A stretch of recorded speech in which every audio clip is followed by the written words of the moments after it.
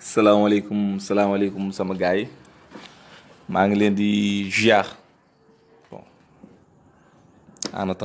attendant gars yi ñëw ñu live ñu wax ci actualité bi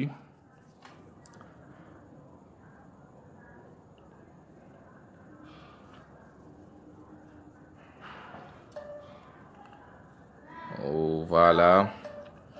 bon je disais asalaamaaleykum sama gars yi tey je pense que c'est la première fois man may live ci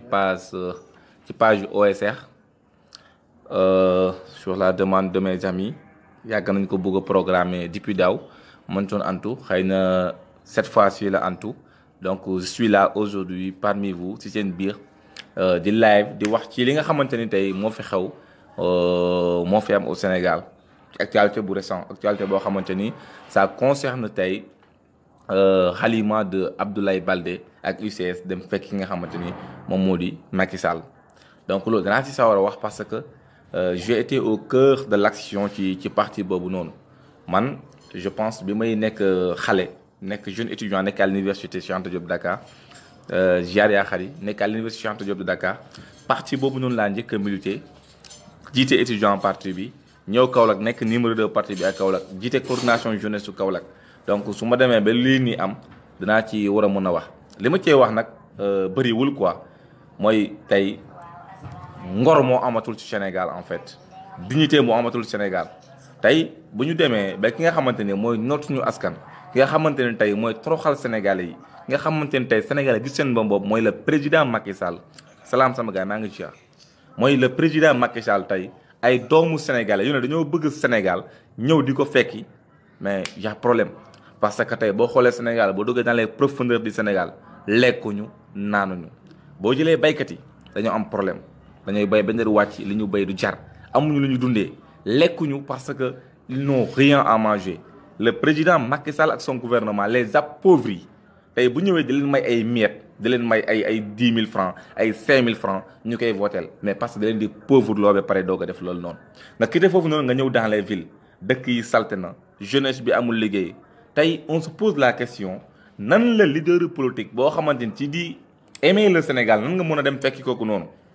te tey le cas d'Abdoulaye Baldé Sénégalais jarul ñu sonal suñu bopp quoi qu'on se le dise à vérité nan lañ koy waxatee mooy lan le gars il était déjà parti il y a longtemps le gars il était déjà parti il y a longtemps hein? Parce que tey nan nga amee sa jabar dem créer mouvement de soutien yow nga ne ngaa jiite parti politique da ngaa bëgg a jël réew mi sa jabar créer mouvement de soutien dem fekki ko xamante ni mooy Macky Sall yow nga toog nga ne da ngaa nekk ci opposition bi waa opposition bi aussi conclusion ñàkk fayda bi ñu am mooy dem naan dañuy consulter Abdoulaye Baldé coalition Madame Gueye di fa dem mais ko xamante ni jabaram dafa créer mouvement de soutien di si Macky Sall kooku est-ce que yow tu dois aller le voir est-ce que kooku réellement opposant la tey nañu waxante de quoi il suffit que ñu utilise suñu intelligence affaire yi fii la ci bopp le gars s'est servi de nous en fait dañu utiliser dem Casamance victimiser wu moo leen ne man si fils de Casamance et qu'on arrête lançons le message qu'on arrête nañu bàyyi di xar Sénégal ñaar nañu bàyyi di naan waa Sénégal man Casamance laa dëkk man Fouta laa dëkk vote ethnique waru fee am Sénégal benn la kenn mënu ko xar ñaar Abdoulaye Baldé est sénégalais comme tout le monde Macky Sall est sénégalais comme tout le monde Abdoulaye Baldé da doon xëccoo réewu Sénégal tey lu gën a ruslu mooy dama wax benn booy Abdoulaye Baldé xam na la ma wax woy Abdoulaye Baldé dafa rallier dem ci Macky Sall pour mieux travailler Ziguinchor quelle honte Abdoulaye Baldé bu muy embarqué ñu jëm élection législative bu muy laaj Sénégalais mais est-ce que c'était pour mu liggéey Ziguinchor l'ambition c'était de travailler le Sénégal liggéey Sénégal génne Sénégal seen coono bi mais tey daf fekk ko xam ne moo ñu toroxal muy Macky Sall dëkk boo xamante ni kenn du wax ba waxee ñu jàpp tëj quartier du la vérité ñu jàpp tëj la ci kaso gi tey nous tous ñu ñuy fi wax fii personne n'est à l'abri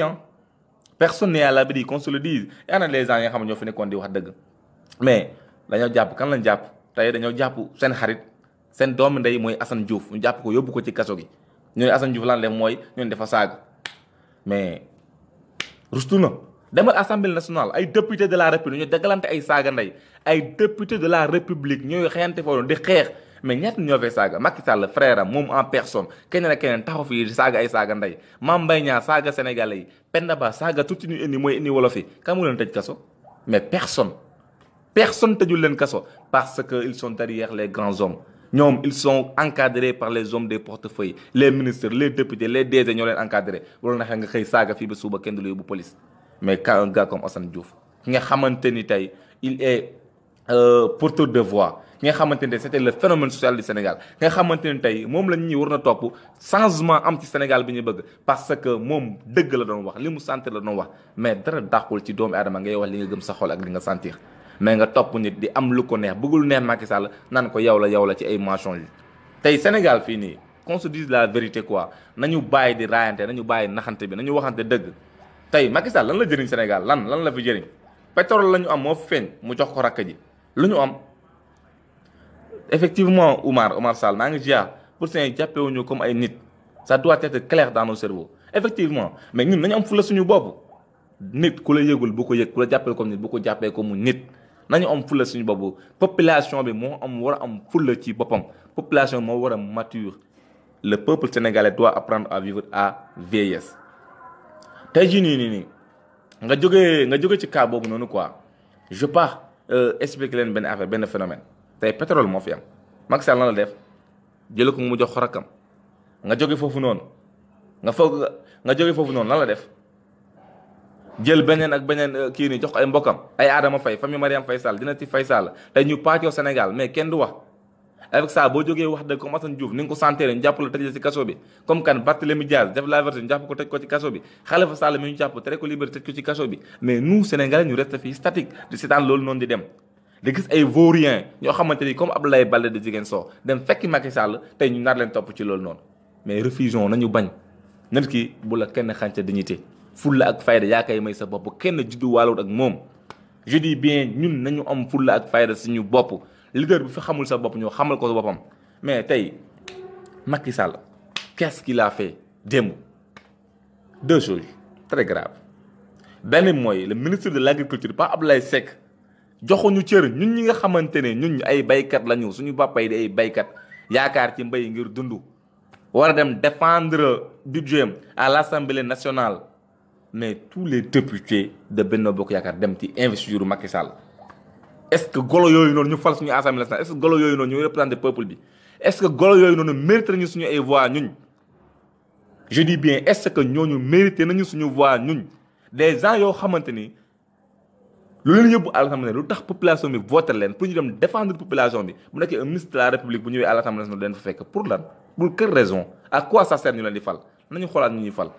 chers parents sénégalais je dis prochainement bu ñuy voté ku nekk tee sa carte bu ko asaaloo ngir yàlla te allez-y récupérer vos cartes d'identité parce que le soir du 24 février le destin nous appartiendra c'est à nous de choisir notre président de la République parce que ñun ñooy fale ah non erreur bi tamit si ñun ñooy fale nañu xam suñu bopp nañu conscient dem xool bu ku ñuy fal bu baax a baax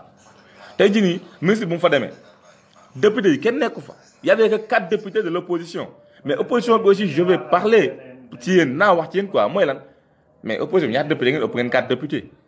ëpp ngeen 4 députés quand même boo leen di wax changement di xuloo ñu leen jàppale ci loolu noonu mais na ngeen ko jëfee vous n'étiez que 4 xaw ma 5 à l'Assemblée nationale toog di assister ministre ba mouvement président waxuma ak ñoom parce que ñu ay député golo lañu xeex lañu fa nekkee xaste ak majorité mécanique li nga xamante ni moo gën a rusulu mais l'opposition aussi damay wax ak yéen gën leen góorgóorlu je dis bien gën leen góorgóorlu donc voilà Alboury Seck doyen mu ne à quoi ça peut servir de s'accrocher au pouvoir si l'on estime positif le bilan durant ton mandat ce n'est qu'au Sénégal voilà ce n'est qu'au Sénégal que l'on voit plusieurs membres de la famille présidentielle occupant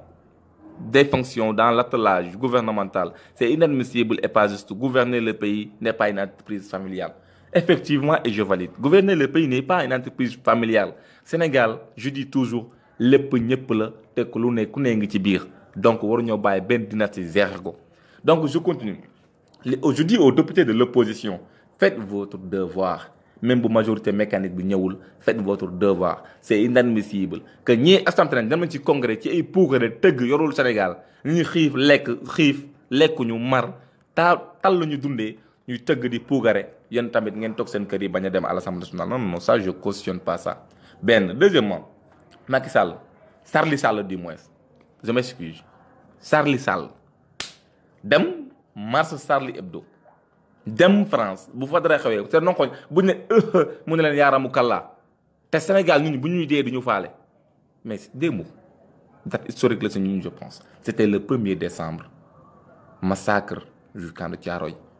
Macky Sall jaar ci cimetière yooyu noonu romb leen fa ak ay ndund ak ay tabalaam yuuxu leen ko nduur ñàkk fay rek ñàkk fay dem téye micro dem wéyi Dakar Arena ñu fay tëgg ak puukare et pourtant on devait commémorer les massacres de Thiaroye mais deful loolu de kooku nawul sénégalais yi Macky Sall est élu par le lobby français te ñooñu noonu ñooy continuer ñooy appuyer et ils ont mis la machine en marche pour la réélection de Macky Sall mais ñun c'est à nous sénégalais de dire non te bu ñu sàgganee Macky Sall bu gañewaatee deuxième mandat bi personnellement damay dem dëkk Guinée wala Gambie parce que nous tous ci kaso gi lañ jëm wala ñu génn dëkk bi te dictature boobu na la ñu war a bañ moom mii xeex dictature ba dem Gambie imposé force ñu jëlee fa Yaya Jammeh mais moom ay la yowén na démissionné na ñëw may suñu réew on n'a plus besoin de Macky Sall le pays va mal le Sénégal va mal je dis bien le Sénégal va mal tey jii nii tey suñu xaalis man je suis enseignant man mi di wax ne nëbb ma ko je le dis OFA je suis enseignant jàngalekat la suñu impôts yi salaire bu ñëw bu ñu daggee suñu impôts yi da ngay jooy on est mal payé te on sert au fond profond du Sénégal je suis dans des plus de 80 et quelques kilomètres dans Kolda man fa laa nekk je dis bien plus de 80 et quelques kilomètres dans Kolda man fa laa nekk on est mal payé et pourtant de ñu ëpp njëriñ depuis yi nga xamante ne nelaw la ñu nekkee assemblée xeex ak saaga dañu fay impôt am ay bons au décence dañu fay location di leen di fay ay millions te duñu ñëw assemblée nationale te ñu ñoo leen fal ñun peuple bi mais est-ce que xëy yàlla moo ñun bu ñuy fal ñu ngi xool ku ñuy fal sénégalais nañu bàyyi di fal pour lan Macky mooy président Macky pël la man pël laa damay votel Macky Sall Macky Tidiane laa man Tidiane damay votel Macky wala Macky Mouride laa man Mouride la may votel Macky non non non nañu dépasser foofu nañu utiliser suñu xel je dis bien nañu utiliser suñu xel bu ñuy voter nañu xool candidat bi programme bi ñu tegal lan la fi réaliser lan la jëm mos naa gérer wala mos ta gérer lan tax na wala taxul ñu fal foofu noonu mais qu'on arrête di dem di fal koo xamante ne tey musiba naara la ñu indil Macky Sall jël ñun jaay nañu ñun ay jaam lañ Macky xam la moo des jàpp doomu sénégalais bu dund dem jaay ko France moo des bu nekk suñu xom-xom suñu alal li nga xamante ni génération future yi suñu doome wala ñun ñi nekk ay ndaw si la ñu war a suturlu si la ñu nar a yoree suñu réew bu ko jëlee jébbal ko France xam la moo des mu jàpp ñun tàkk ñun ñëpp jaay ñu France moo des te lu waral loolu lan moo tax mu réussir ko mooy on est resté statique sans réagir ce qui est anormal population bi moo war a jóg jël suñu responsabilité je dis bien il faut qu'on soit responsable ñeme ko kii ma gis nii Charlie Sall mi ma gis nii dem indi ay matériel de guerre am préparé élection la jëm mel ni ku jëm 3e guerre mondiale non il faut que ñu jàkkaarloog moom ñeme ko sinon dafay toogaat luubal élection yi toogaat fi te duñ ci mun dara tey Sénégal opposition bi sax amoon amatuñ ko temps Ablaye Wade da nga organiser marche nga dem marche avancer sans problème maintenant on n'y arrive plus parce que opposition mooy ñëw man demoon naa fan laa demoon mooy vote loi parrainage 7 heures du matin ba 18 heures maa ngi ci mbedd mi mais li ma gis dama rus tey opposition bu mu ñëwee mënuñu sax mobiliser wu Macky Sall ci mu sànni benn gër naa lacrymogène tàkk rek ñëpp tasaaroo dem dugg seen biir kër yi nañu inspiré ci Ablaye Wade lan la waxoon udeen ay mouchoir tooyal ko ngeen tàkk wàcc ci mbedd mi Macky Sall gër yaa moo ko fay jëlee nañu wàcc ci mbedd mi je le dis ci mbedd mi moo ko fay jëlee mais urne yi duñ ko fi jëlee parce que da koy sàcc te la machine est en marche je le dis et je le répète la machine est en marche tey jii nii ñun on se dit patriote dañuy xeex benn combat bu noble nit ñëw bëgg a yàq suñu réew mais rien n'est plus patriotique ki nga xamante ne ngay nekk bouclier ki nga xamante ni tey da ngay xeex li nga xamante ni mooy jëmale sa réew kanam boo gisee ko nar a yàq ko nar a xajamal mais élèves bu ko bàyyi mu xajamal ko tey jii nii si on se dit défenseur tey des cas comme sama gars yi vous avez tous raison Omar Firi Assane Diouf parce que dafa doy en fait dafa doy parce que bu nekkee dañ ne dafa saaga offense nangam la def ñu jàpp ko teg ko ci kaso bi te chaque jour nga dégg ministre bu saaga chaque jour nga dégg député bu saaga chaque jour nga dégg doomu ministre wala farandoo ministre bu saaga te ku ci saaga ñu daggal la ba yóbbu la France wala États-Unis alors que benn doomu sénégalais ko doon xeex ngir Sénégal di wàcc terrain bi ngir Sénégal ne nañ dafa saaga moo tax ñu teg ko ci kaso bi fàtte ko fa c'est anormal te puis Sénégal dama doon lancer sama appel et je vais terminer par là fi may terminer mooy damay lancer benn appel sénégalais di leen wax ne sëriñ si d'accord suñu ay sëriñ lañ man mii di wax ak yéen je suis Tidiane taalibe Mawlana Cheikh Ibrahima Niass la taalibe Baye Niass la am na taalibe Murid am na taalibe waa Tivaouane am na feneen ak feneen mais gis nga en matière de vote en matière de choix kenn mënu ko def ci place kenn sa sëriñ voix la yor baatam la yor carte d'identité dem dugg ci urne bi votel ku ko neex yow itam tranquillement à tête posée demal nga votel ki la neex ki nga xamante ni yaakaar nga ne bu jëlee Sénégal dina changer Sénégal je le dis bien bu kenn demee fii consigne de vote parce que kat nañu waxante dëgg quoi Sénégal nañu bàyyi rente bi sëriñ si bu ñu soxlaa peuple la ñu ñëw wax ak ñun mais bu dëkk bi di tàkk bu problème bi di tàkk Assane Diouf dañ ko tëj injustement ban sëriñ ngeen dégg mu génn wax Khalifa Sall dañ ko tëj injustement ban sëriñ moo génn wax Macky Sall mu ngi jël suñu alal injustement kan moo génn wax mais kenn waxul mais quand il s'agit de séddoo xaalis wala gouvernement bi day ñëw sëriñ si ku nekk jóg di wax